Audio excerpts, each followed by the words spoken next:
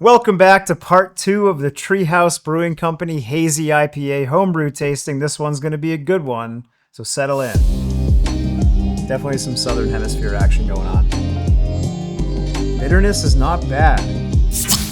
Hopefully you had a chance to watch part 1 of this tasting. If not, we will certainly link it down below. This is part 2. Let me tell you how it works. In part 1, we tasted the first 4 of these Hazy IPA submissions. We picked a favorite. In part 2, this video, we're going to taste 4 more Hazy IPA submissions, crown a favorite from this round, and then in part 3, those two are going to compete against one another. So let's dive right into a sample from David, who submits Delta IPA from our good friends up in Eugene, Oregon. Hey, my name's David from Eugene, Oregon. My entry is Delta, which I brewed on this 20-gallon clawhammer electric setup. Only thing I know about Eugene is there's a college there, right? Nike Town. A lot of good energy in Oregon. Super milky. We didn't have any milky beers in the first tasting. This one is wicked milky. We talked a little bit about that appearance, that super yellow haze. And again, it's not one that we saw a lot of in the first sampling, but here in the second one, we see it right off the bat. A lot of pineapple, white wine, passion fruit on the nose of this beer. Beautiful appearance. Again, I'm not super keen on the very, very yellow, super overly milky IPAs. I think a lot of times they taste a little bit chalky to achieve that appearance, but this one looks pretty nice. It's not crazy opaque. It kind of has an interesting translucency to it, even though it has that very yellow color. Very aromatic on the nose. Doesn't smell overly woody, doesn't smell overly dry hop, which is nice considering how opaque it actually is. Solid flavor. Solid tropical hop flavor. A lot of late hops in this beer. A lot of late hops, fair amount of dry hops. Pineapple, citrus. Not a lot of mango and stone fruit. It's more of that like sweet tropical fruit characteristic that I'm getting out of that beer. Very well rounded, not a lot of bitterness, pretty bright, not super aromatic, but all around super solid entry to get started on the second 4. Moving into sample number 2, who comes to us all the way from Ireland, Mr. Sean Kelly, and his beer, I think we can all relate. Sean's beer is called I Make Bad Financial Decisions.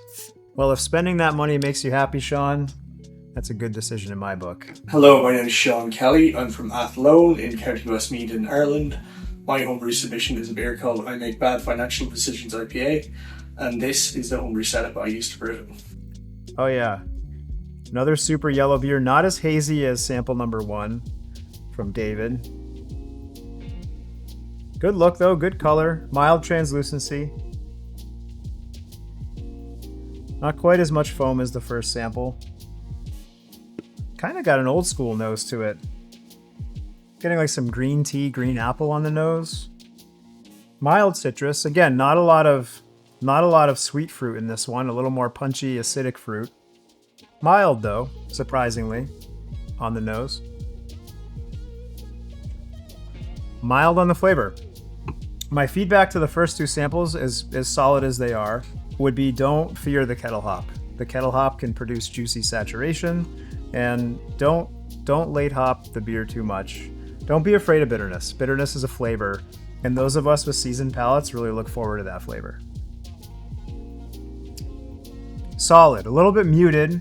I mean, this beer did travel all the way across the pond, impressively so, and all around solid entry, Sean. Thank you.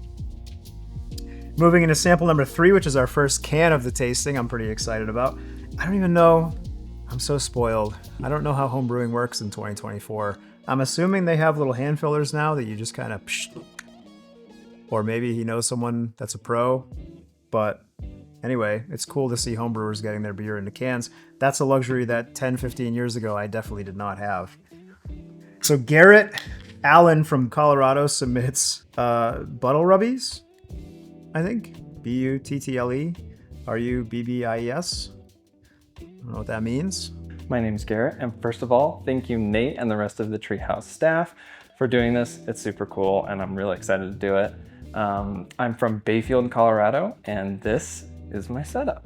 deep orange color there. If you compare the two, like the sample one, you can see pretty stark color difference. But equally hazy, which is nice. This one has kind of a classic, almost treehouse appearance, which is a little more on the orange end of the spectrum.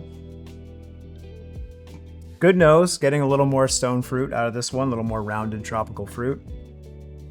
Again, I don't know, maybe it's just wintertime and my sinuses or stuff, but I'm not getting a ton of aromatic quality on these beers, which is surprising. Maybe it's Buttal. Buttal Rubbies?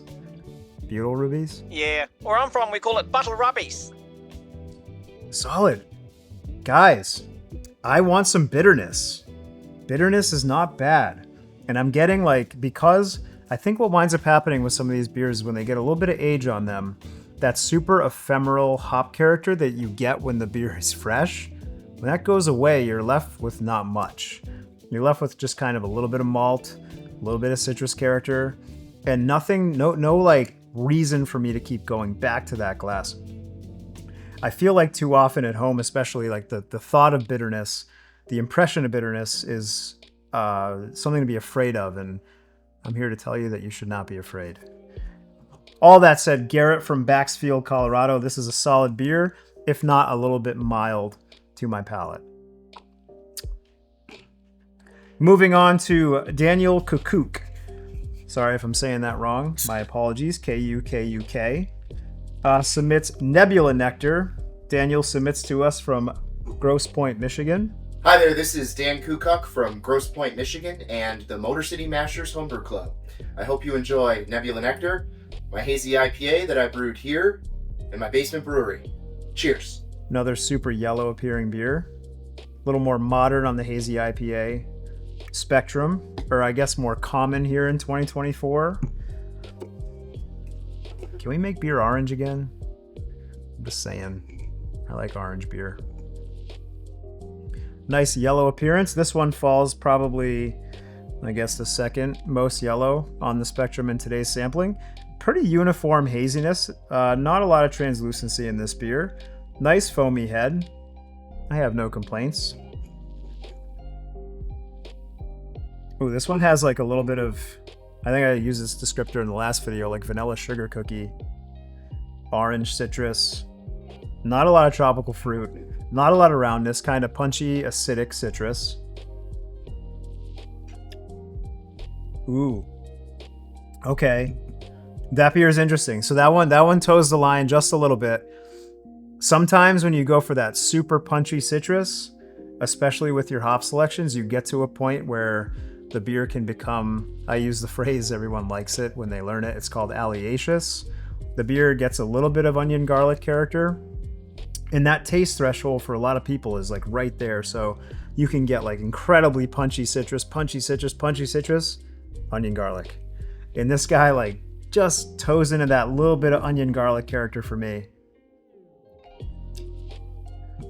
But still citrusy, still juicy, well-rounded. This one has a tiny bit more bitterness than the other samples in the panel. That's Daniel submitting Nebula Nectar from Grosse Pointe, Michigan. Moving back through these one more time to give my final impressions and to pick a favorite. Back into David from Eugene, Oregon with Delta IPA. So yeah, this one's cool. This one's like an ecto cooler. Smells like green Kool-Aid. That's cool. Definitely some Southern Hemisphere action going on. Nice. Really dig that. Sample 2.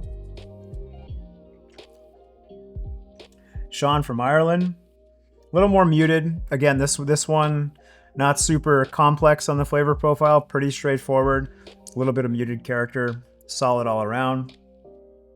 Sample number 3 from Garrett. I'm not going to repeat it again. Maybe Garrett will mention in the comments what the inspiration was for that name. Solid, stone fruit, mango, rounded tropical fruit, decent beer all around. Nebula Nectar, a little bit grassy on the nose. Again, this one, sometimes it can be hop selection. Sometimes it can be, less so often is it brewing process. It's usually hop selection, where those super late harvest beers get that onion garlic character.